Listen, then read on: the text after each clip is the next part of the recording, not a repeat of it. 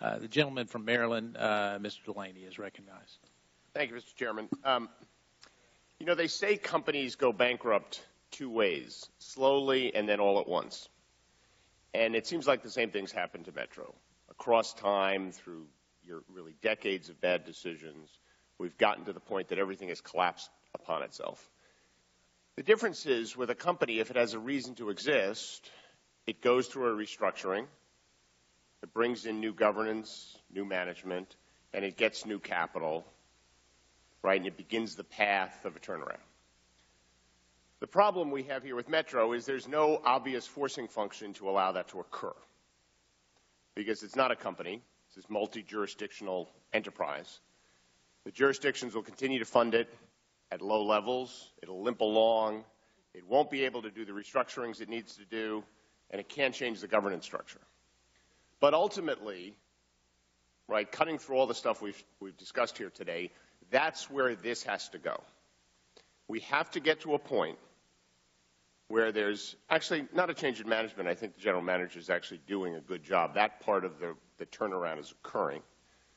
But where governance has to change, no disrespect to the current chairman, but the Metro Board governance model has failed.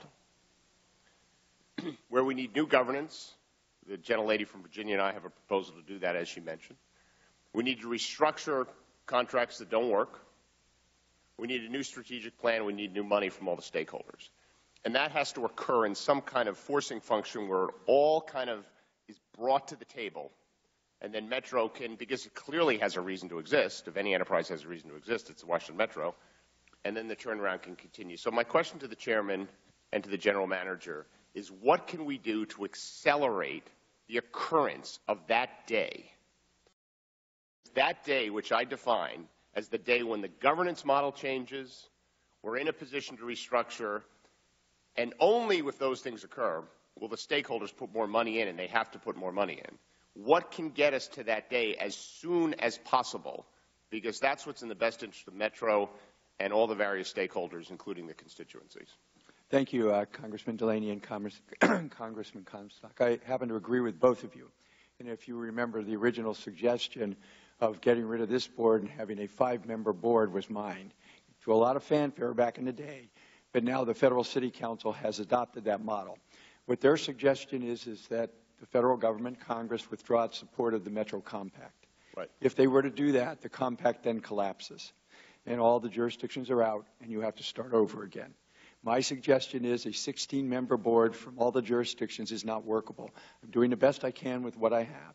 We've heard the comments here today.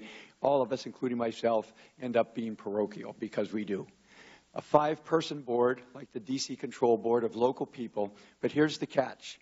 It's not the number, although 5 persons is the best number, with extraordinary powers like you're talking about. The D.C. Control Board had the power to access money from the Treasury. Right. To negate. Mr. Chairman, I've seen those proposals. Yeah, and whether it's that or similar flavors. Yeah. Right? They all involve change of governance, restructuring, and more resources. What can get us to, because now we have these proposals floating around out there. Yes. And it's one of these situations, to my mind, any of them are better than what we have now. What can get us to that day? I mean, because, again, it's not an enterprise that one day runs out of money and files for bankruptcy. Right. That may be the biggest problem with Metro, is that it doesn't have that forcing. Right. What can get us to that day? Again, the Federal City Council has that legal outline if Congress withdraws its support from the compact. That will be the triggering mechanism that the compact then collapses. And everyone is forced at that point to get back together again and restructure the system. And the structure from 40 years ago just doesn't work. Just like the dedicated funding source, that has to be a part of it. The other 5 major systems all have a 1% sales tax. We don't have it.